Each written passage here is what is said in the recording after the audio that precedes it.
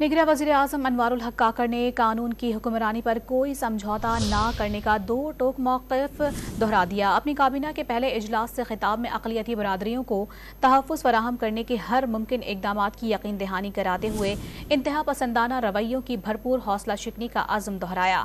نگراں وزیراعظم نے سانحہ 9 مئی کے ملزمان کو کیفر کردار تک پہنچانے کے عزم کا اظہار کیا۔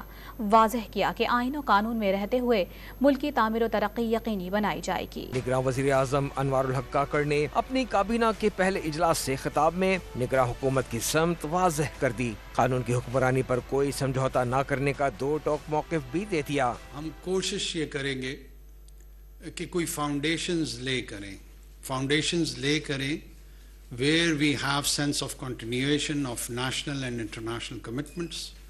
We will try to support the new initiatives, whatever the law and constitution allow us to do.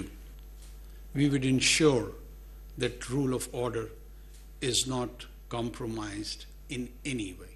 نگراں وزیراعظم نے سانحہ 9 مئی کو قومی سالمیت پر حملہ قرار دیتے ہوئے ملزمان کو کیفر کردار تک پہنچانے کا عزم دہرایا۔ We not just condemn it, now we are in the role to ensure that justice is being done and whosoever violated laws on those days would be treated by those laws. There won't be any favor. انوار-ul-Haq Kakar نے اقلیتوں کو ہر ممکن تحفظ فراہم کرنے اور انتہا پسندانہ رویوں کی بھرپور حوصلہ شکنی کا پیغام بھی دیا۔ The minorities, inshallah, will stay protected in this country. There may be an attempt to harm them from a section of marginalized and peripheral group of people, but that would be responded sternly and strictly by the state and society both.